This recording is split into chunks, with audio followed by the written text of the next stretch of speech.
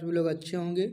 तो आइए इस वीडियो में हम बात करेंगे बीपीएससी टीआरई 4.0 के लिए साउंड एंड टेम्परेचर यानी ध्वनि और ताप से संबंधित ऑब्जेक्टिव टाइप प्रश्न करेंगे।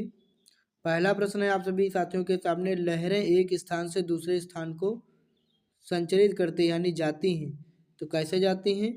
ऊर्जा के माध्यम से।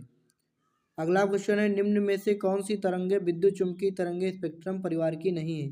तो अल्ट्रासोनिक तरंगे जो है विद्युत चुम्बकीय स्पेक्ट्रम परिवार की नहीं है, जिनको हम लोग पराश्रवी तरंगे कहते हैं।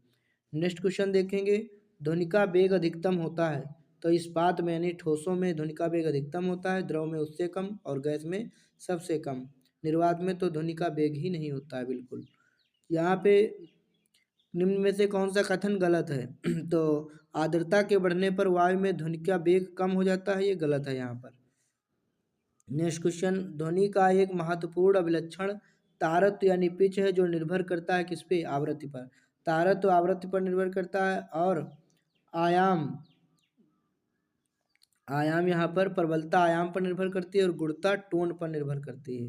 नेक्स्ट क्वेश्चन देखते हैं, जब सितार और बांसुरी एक ही स्वर बजाया जाए तो उसे उत्पन्न ध्वनि का भेद किसके कारण बता पाएंगे? तो ये केवल ध्वनि के गुणता, एक गुणता होती है क्वालिटी, गुणता के द्वारा हम लोग इसको बता पाएंगे। कास्मिक किरणों के संबंध में कौन से कथन सही नहीं? वे विद्युत चुम्बकीय तरंगे होती हैं, गलत है, वो विद्युत चुम्बकीय तरंगे नहीं होती हैं। नेक्स्ट क्वेश्चन है, स्पष्ट रूप से प्रतिध्वनि सुनने के लिए परावर्तक सतह और सुनने वाले के मध्य कम से कम दूरी होनी चाहिए, 16.6 मीटर या 17.1 मीटर।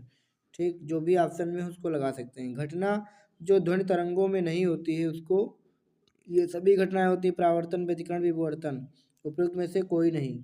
नेक्स्ट क्वेश्चन है, इन निम्न में से किसमें ऋणात्मक आवेश होता है? तो बीटा कण में ऋणात्मक आवेश होता है, अल्फा कण पर पॉजिटिव आवेश होता है।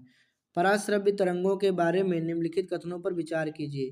तो यहाँ पर क्या है, ये कीड़ों को नष्ट कर सकते हैं, बिल्कुल सही है। कपड़ों से धूल हटा सकती हैं, बीमारियों के उपचार के लिए, स्वचालित दरवाजों को नियंत्रित करने में, तो सभी यहाँ पर सही हो जाएगा।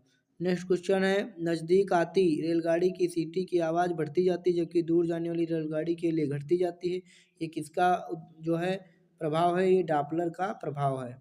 ध्वनि की तीक्ष्णता के किसके द्वारा निर्धारित की जाती है? तो ध्वनि की तरंगदैर्ध्य के द्वारा निर्धारित की जाती है।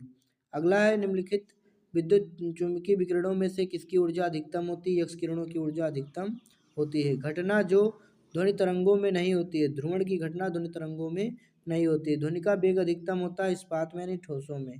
टेलीविजन के दूर